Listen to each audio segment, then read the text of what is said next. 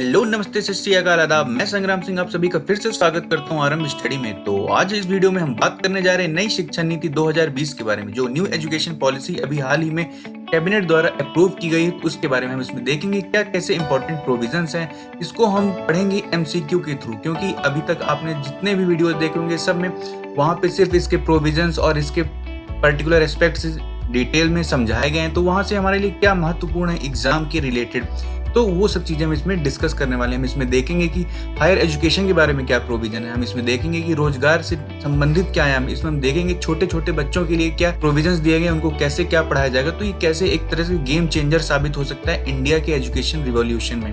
तो इस पूरे वीडियो में मेरे साथ लास्ट तक बने रहिएगा ताकि आप भी इसको देख सकें।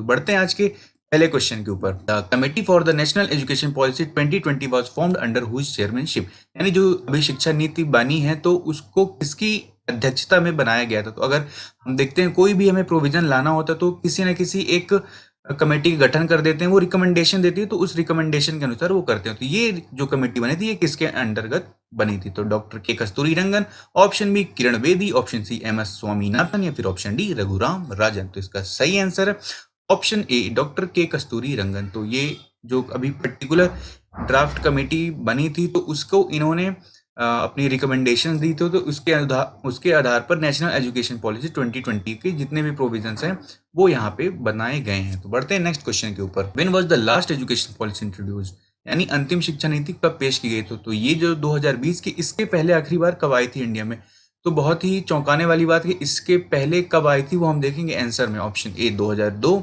ऑप्शन बी 1986, ऑप्शन सी 1947 या फिर ऑप्शन डी 1990। तो इसका सही आंसर है ऑप्शन बी 1986। तो ये पूरा इवोल्यूशन ऑफ एजुकेशन पॉलिसी का चार्ट देख पा रहे हैं क्या कैसे इसमें डेवलप हुआ था।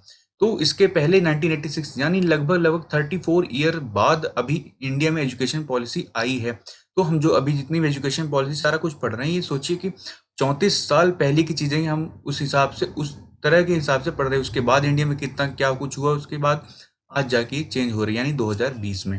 तो ये पूरा एजुकेशन पॉलिसी का रिव्यू देख पाएंगे कब कैसे क्या हुआ। तो जो ये अभी हमने पिछले क्वेश्चन में कमेटी की बात की थी, तो 31 मई को ये फॉर्म की गई थी, जिसके बाद ये फाइनल अपनी पॉलिसी आई है। तो डॉक्टर के कस्तूरी रंगन कमेटी रिपोर्ट के आधार पर ये बनी है। बढ़ते हैं नेक्स्ट क्वेश्चन के ऊपर। What will be the new name of ministry of human resource and development. तो मानव संसाधन विकास मंत्रालय का नया नाम क्या होगा। तो अभी तक देखा जाता था कि आम आदमी को पता ही नहीं रहता था कि हमारे एजुकेशन से जुड़े मिनिस्ट्री का नाम क्या है, एमएचआरडी मिनिस्टर। तो ये थोड़ा अजीब तरह का लगता था। अब इन्होंने चेंज कर दिया है। वो क्या किया है, ऑप्शन ए कौशल मंत्रालय, ऑप्शन बी नौकरी मंत्रालय, ऑप्शन सी स्कूल मंत्रालय या फिर ऑप्शन डी शिक्षा मंत्रालय। Skill ministry, job ministry, school ministry या फिर एजुकेशन मिनिस्ट्री। तो इसका सही आंसर है ऑप्शन डी एजुकेशन मिनिस्ट्री। तो ये काफी फैमिलियर लगता है कि हमारे शिक्षा से जुड़े प्रावधान शिक्षा मंत्रालय, रोजगार से जुड़े प्रावधान रोजगार मंत्रालय, सड़क से जुड़े प्रावधान सड़क मंत्रालय। तो एमएचआरडी से बदल के अब शिक्षा मंत्रालय होगा। बढ़ते नेक्स्ट क्वेश्चन के ऊपर। At least up to which class will be taught in mother language regional language, यानी मातृभाषा और क्षेत्रीय भाषा में कम से कम किस कक्षा तक पढ़ाया जाएगा। 3rd क्लास तक या फिर option B 5th class, option C 6th class या फिर ऑप्शन डी 10th क्लास तक। तो इसका सही आंसर है ऑप्शन बी 5th क्लास। तो मदर लैंग्वेज इसलिए किया जा रहा है ताकि स्टार्टिंग फेज में लर्निंग और ये सीखने की चीजें आप जल्दी कैच कर सकें, क्योंकि अलग से लैंग्वेज पढ़ाएंगे तो थोड़ा चेंज हो जाएगा। बढ़ते हैं नेक्स्ट क्वेश्चन के ऊपर। When will GRB increase to 50% in higher education। तो उच्च शिक्षा में GER को कब तक 50% तक बढ़ाया जाएगा। तो क्या है GER देखेंगे आंसर में, बट पहले देख लेते हैं ऑप्शन। तो option A 2022, option B 2025, option C 2030 या फिर ऑप्शन डी 2035। तो इसका सही आंसर है ऑप्शन डी 2035। तो ग्रॉस इनरोलमेंट रेशियो डिटरमाइन करता है कितने स्टूडेंट इनरोल होंगे स्कूल के इस डिफरेंट लेवल पे, और इसी को डिटरमाइन भी करेगा ऐसी तरह पे हम हायर एजुकेशन में भी देख सकते हैं। तो प्रेजेंटली इंडिया का 25.2% है 2016 और 17 के डाटा के अनुसार, इसको बढ़ा के 50% करने की बात की गई है। बढ़ते हैं नेक्स्ट क्वेश्चन के ऊपर। Why will the academic bank of credit B establish, यानी अकादमिक बैंक ऑफ क्रेडिट की स्थापना क्यों की जाएगी, इसका क्या यूज होगा। Option A to monitor the policy, for admission, to provide loan, आसान लोन उपलब्ध कराने के लिए, या फिर टू फैसिलिटेट क्रेडिट ट्रांसफर की सुविधा के लिए। तो इसका सही आंसर है option D to facilitate credit transfer. तो ये हायर डिग्री और जहाँ पे एजुकेशन में कई अलग अलग आयाम है जहाँ पे क्रेडिट वगैरह की सिस्टम रहता है, तो वहाँ पे ये प्रोविजन काफी हेल्पफुल होगा कि अपने क्रेडिट ट्रांसफर हो सकती है। बढ़ते हैं नेक्स्ट क्वेश्चन के ऊपर, which institutions will be establish to promote a strong research culture. तो रिसर्च कल्चर को प्रोत्साहन देने के लिए किस संस्थान की स्थापना की जाएगी? Option A Indian research institute, option B Indian research development, option C science research centre, या फिर option D national research foundation. तो इसका सही आंसर है option D national research foundation. तो अभी तक हमारी एजुकेशन रोट लर्निंग रट्टाफिकेशन पे इस पे चला करती थी, तो इसको बदल के रिसर्च बेस्ड एजुकेशन को बढ़ाया जाएगा। तो उसके लिए नेशनल रिसर्च फाउंडेशन को बनाया जाएगा जो इसको सबको मॉनिटर करे। बढ़ते हैं नेक्स्ट क्वेश्चन के ऊपर, why will the national education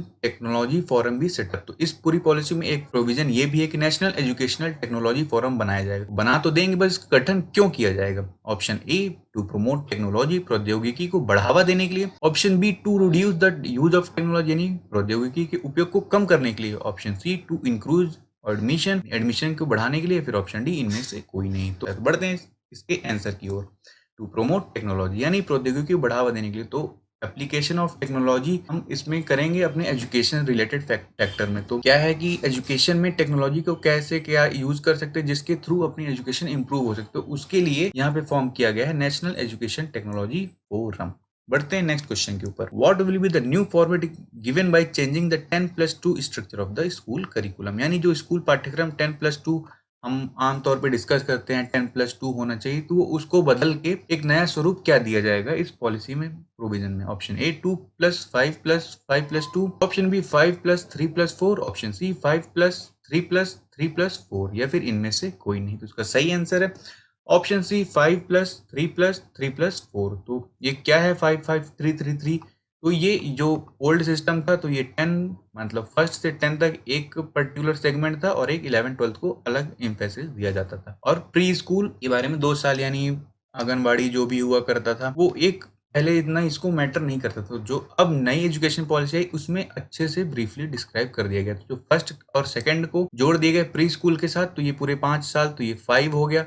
फिर थर्ड फोर्थ फिफ्थ, तो ये जो 3 थर्ड फोर्थ फिफ्थ हो गया, 6 7 8 अगला 3, और 9 से 12 तक को एक कैटेगरी में रखा गया है। तो ये एक डिवाइड और क्लासिफिकेशन दिया गया। बढ़ते हैं नेक्स्ट क्वेश्चन के ऊपर, what is the new national assessment centre named. तो नेशनल असेसमेंट सेंटर यानी राष्ट्रीय मूल्यांकन केंद्र का नया नाम क्या रखा गया है? तो ऑप्शन ए परख, ऑप्शन बी जांच, ऑप्शन सी विकास, ऑप्शन सी शिक्षा, ऑप्शन डी शिक्षा। तो इसके फुल फॉर्म होंगे पी से, जे से, वी से, एस से, अगर कुछ होगा तो इसमें जो सही आंसर होगा, तो इसका सही आंसर है ऑप्शन ए परख। तो परख का फुल फॉर्म है performance assessment review and analysis of knowledge for holistic development. तो करंट गवर्नमेंट मोदी गवर्नमेंट नाम रखने में काफी माहिर है, तो उन्होंने इस चीज को एक नाम दे दिया परख। तो परख से हम जांच परख के देख सकेंगे, तो हमें काफी अच्छा लगेगा कि हम कैसे इसको देख पाएंगे। तो परख यानी हम इसमें अपना रिव्यू कर पाएंगे, असेसमेंट कर पाएंगे। बढ़ते हैं नेक्स्ट क्वेश्चन के ऊपर, how will the pre school infrastructure be used. यानी अगर कोई बड़ा स्कूल है उसमें कुछ खाली पड़ी जगह है, उसको किस तरह इस्तेमाल किया जाएगा? तो ऑप्शन ए सामाजिक चेतना केंद्र, option B school consciousness centre यानी स्कूल चेतना केंद्र, ऑप्शन सी एजुकेशन बिल्डिंग शिक्षा भवन यानी किसी अन्य शिक्षा के पर्पज के लिए, या फिर ऑप्शन डी प्ले ग्राउंड। तो क्या प्ले ग्राउंड के लिए यूज किया जाएगा? इसका सही आंसर है ऑप्शन ए सामाजिक चेतना केंद्र। तो ये सामाजिक चेतना केंद्र का एक नया प्रोविजन दिख रहा है एजुकेशन पॉलिसी में। बढ़ते हैं नेक्स्ट क्वेश्चन के ऊपर, what will be establish as the best multi disciplinary education model of global standards in the country. तो अभी तक हम इंडिया में देखते रहते हैं कि इंडिया के top most institutions world level में कहीं खड़े नहीं उतर पाते और उनकी रैंकिंग में कहीं दिखते हैं नहीं। तो हमेशा ऑक्सफोर्ड, कैम्ब्रिज, MIT, आपने यही सब नाम सुने होंगे। तो उनको टक्कर देने के लिए multi disciplinary education model establish किया जाएगा। तो उसको क्या नाम दिया जाएगा? ऑप्शन ए मेरू, ऑप्शन बी हेरू, ऑप्शन सी IITM, या फिर ऑप्शन डी UGCM। तो इसका सही आंसर है ऑप्शन ए मेरू। तो इसका फुल फॉर्म है multi disciplinary education and research universities. तो ये IIT और IIM से भी बढ़ के हम इसको डेवलप करेंगे, जिसके थ्रू हम वर्ल्ड लेवल पे अपना इंडियन के इंस्टीट्यूट्स को रख पाएंगे। बढ़ते हैं नेक्स्ट क्वेश्चन के ऊपर, which commission will be set up as a single body for the entire higher education except medical and legal education. चिकित्सा और कानूनी शिक्षा को छोड़ के पूरी उच्च शिक्षा यानी पूरा हायर एजुकेशन के लिए एक कौन सा सिंगल कमीशन सेटअप किया गया जो पूरा इसको मॉनिटर करेगा? तो उसका नाम क्या है आपको बताना। Option A NHERC, option B HEGC, option C NAC, या फिर ऑप्शन डी HEC। इसका सही आंसर है ऑप्शन डी HECI। तो HECI का फुल फॉर्म क्या है? Higher education commission of India. तो ये जो बाकी बॉडीज देख रहे हैं ये इसके अंतर्गत आती हैं। तो जो अलग अलग वेरियस फैक्टर्स हैं उनको ये मॉनिटर करेंगी। तो रेगुलेटर करने के लिए रेगुलेटरी काउंसिल जो ग्रांट्स वगैरह के लिए उसके लिए, हायर एजुकेशन ग्रांट काउंसिल और एक्रेडिटेशन देने के लिए ये, तो एक और कुछ है, तो वो सारे इसके अंतर्गत आते हैं HECI के। तो बढ़ते हैं नेक्स्ट क्वेश्चन के ऊपर। How many % of GDP will the public investment in the central and state education sector increase, यानी केंद्र और राज्य शिक्षा क्षेत्र में सार्वजनिक निवेश को कितना तक बढ़ाएगा, यानी GDP के कितना प्रतिशत तक हिस्सा एजुकेशन सेक्टर में बढ़ाया जाएगा। अभी काफी कम है और ये वर्ल्ड लेवल पे देखा जाए तो इंडिया काफी पीछे है अपने शिक्षा क्षेत्र में निवेश करने के मामले में। तो ये कितना बढ़ाएंगे GDP का share? Option A 10%, option B 5%, option C 9% या फिर ऑप्शन डी 6%। तो इसका सही आंसर है ऑप्शन सी 6%। तो इसके लिए दिखा रहे हैं कि हम काफी ज्यादा इसको बढ़ाने की एक मंशा रखते हैं, जिसके थ्रू पता चलेगा जो ये एजुकेशन में फंडिंग और पैसे की कमी है उसको डिक्रीज करने की बात की गई है। बढ़ते हैं नेक्स्ट क्वेश्चन के ऊपर। How long is the goal of universalisation of education from pre school to secondary level with 100% GER in school education? तो हमने GER के बारे में पिछले क्वेश्चन में बात की थी। अब हम देखेंगे कि ये जो स्कूल लेवल में ये 100% अचीव करने की बात कब तक की गई, यानी शिक्षा का सार्वभौमिकरण। तो option A 2022, option B 2025, option C 2030 या फिर ऑप्शन डी 2050। तो कब तक कर लिया जाएगा ये अचीव? तो इसका सही आंसर है ऑप्शन सी 2030। तो ये यूनिवर्सलाइजेशन ऑफ एजुकेशन कब तक टारगेट है? 2030 तक करने का।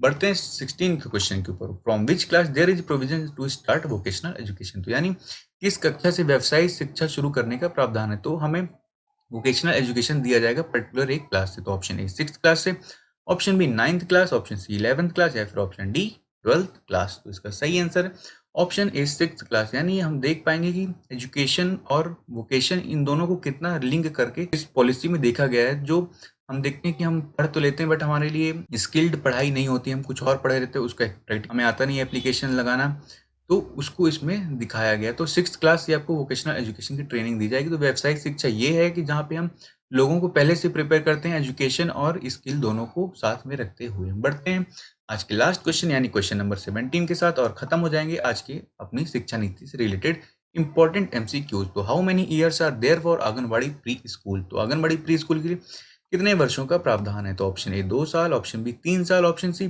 5 साल या फिर ऑप्शन डी 1 ईयर। तो इसका सही आंसर है ऑप्शन बी 3 ईयर्स। तो जो हमने ये क्रोनोलॉजी देखी थी इसमें प्री स्कूल को 3 साल का समय दिया गया है। तो ये काफी निखर के बात आई इस एजुकेशन पॉलिसी में, जो कि प्री स्कूल यानी नर्सरी UKG जो ये सिस्टम हुआ करता तो उसके बारे में बात की गई है। इसी तरह खत्म होते हैं आपके ये एजुकेशन पॉलिसी रिलेटेड क्वेश्चन। तो इस लेक्चर की PDF टेलीग्राम लिंक जो दी गई यहाँ पे डिस्क्रिप्शन में, वहाँ से आप जाके डाउनलोड कर सकते हैं अगर आपको क्वेश्चन चाहिए तो। और इस वीडियो में लास्ट तक बने रहने के लिए धन्यवाद। अगर आपकी वीडियो पसंद आया तो लाइक और शेयर कीजिए और इसी तरह और भी वीडियो के लिए चैनल को सब्सक्राइब कीजिए। जय हिंद, जय भारत।